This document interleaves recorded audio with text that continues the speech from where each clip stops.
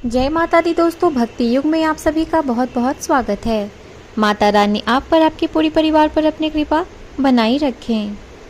दोस्तों, आज इस वीडियो में मैं आप सभी से पद्मा एकादशी व्रत कथा सुनाने जा रही हूँ।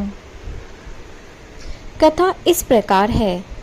धर्मराज युधिष्ठिर ने कहा, हे केशव, आषाढ़ शुक्ल एकादशी का क्या नाम है? इस व्रत के करने की विधि क्या है और किस देवता का पूजन किया जाता है इसमें? श्री कृष्ण कहने लगे कि हे युधिष्ठिर, जिस कथा को ब्रह्मा जी ने नारद जी से कहा था वही मैं तुमसे कहता हूँ। एक समय नारद जी ने ब्रह्मा जी से यही प्रश्न किया था। तब ब्रह्मा जी ने उत्तर दिया कि हे नारद, तुमने कलियुगी जीवों के उद्धार के लिए बहुत उत्तम प्रश्न किया है, क्योंकि एकादशी का व्रत सब व्रतों में उत्तम है। इस व्रत से समस्त पाप नष्ट हो जाते हैं और जो मनुष्य इस व्रत को नहीं करते वे नरकगामी हो जाते हैं। इस व्रत के करने से भगवान विष्णु प्रसन्न होते हैं। इस एकादशी का नाम पद्मा है। अब मैं तुमसे एक पौराणिक कथा कहता हूँ, तुम मन लगाकर सुनो।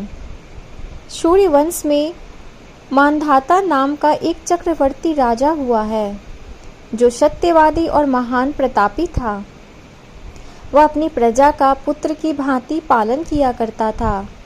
उसकी सारी प्रजा धन्य धान से भरपूर और सुखी थी।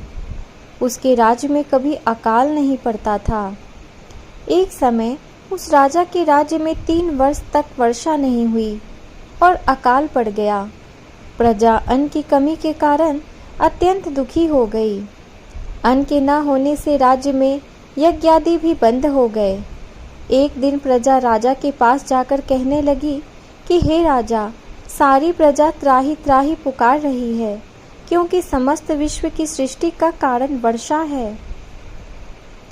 वर्षा के अभाव से अकाल पड़ गया है और अकाल से प्रजा मर रही है। इसलिए हे राजन, कोई ऐसा उपाय बताओ जिससे प्रजा का कष्ट दूर हो। राजा मानधाता कहने लगे कि आप लोग ठीक कह रहे हैं। वर्षा से ही अन्न उत्पन्न होता है और आप लोग वर्षा न होने से अत्यंत दुखी हो गए हैं। मैं आप लोगों के दुखों को समझता हूँ। ऐसा कहकर राजा कुछ सेना के साथ लेकर वन की तरफ चल दिया। वह अनेक ऋषियों के आश्रम में भ्रमण करता हुआ अंत में ब्रह्मा जी के पुत्र अंगिरा ऋषि के आश्रम में पहुंचा।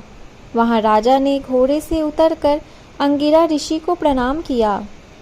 मुनि ने राजा को आशीर्वाद देकर कुशल क्षेम के पश्चात उनसे आश्रम में आने का कारण पूछा। राजा ने हाथ जोड़कर विनती भाव से कहा कि हे भगवान, सब प्रकार से धर्म पालन करने पर भी मेरे राज्य में अकाल पड़ गया है। इससे प्रजा अत्यंत दुखी है। राजा के पापों के प्रभाव से ही प्रजा को कष्ट होता है। ऐसा शास्त्रों में कहा है। जब मैं धर्मानुसार राज्य करता हूँ तो मेरे राज्य में अकाल कैसे पड़ गया, इसके कारण का पता मुझको अभी तक नहीं चल सका। अब मैं आपके पास इसी संदेह को निवृत्त कराने के लिए आया हूँ। कृपा करके मेरे इस संदेह को दूर कीजिए। साथ ही प्रजा के कष्ट को दूर करने का कोई उपाय बताइए। इतनी बात सुनकर ऋषि कहने लगे कि हे राजन, यह सतयुग है। यह सतयुग सब युगों में उत्तम है। इसमें धर्म को चारों चरण सम्मिलित है, अर्थात इस युग में धर्म की सबसे अधिक उन्नति है। लोग ब्रह्म की उपासना करते हैं। केवल ब्राह्मणों को ही वेद पढ़ने का अधिकार है। ब्राह्मण ही तपस्या करने का अधिकार रख सकते हैं, परंतु आपके राज्य में एक शूद्र तपस्या कर रहा है। इसी दोष के कारण आपके राज्य में वर्षा नहीं हो रही है।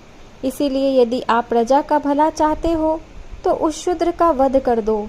इस पर राजा कहने लगा, महाराज, मैं उस निरपराध तपस्या करने वाले शूद्र को किस तरह मार सकता हूँ? आप इस दोष से छूटने का कोई दूसरा उपाय बताइए।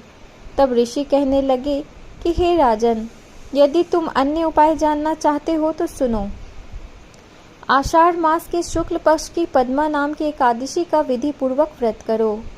व्रत के प्रभाव से तुम्हारे राज्य में वर्षा होगी और प्रजा सुख प्राप्त करेगी, क्योंकि इस एकादशी का व्रत सब सिद्धियों को देने वाला है।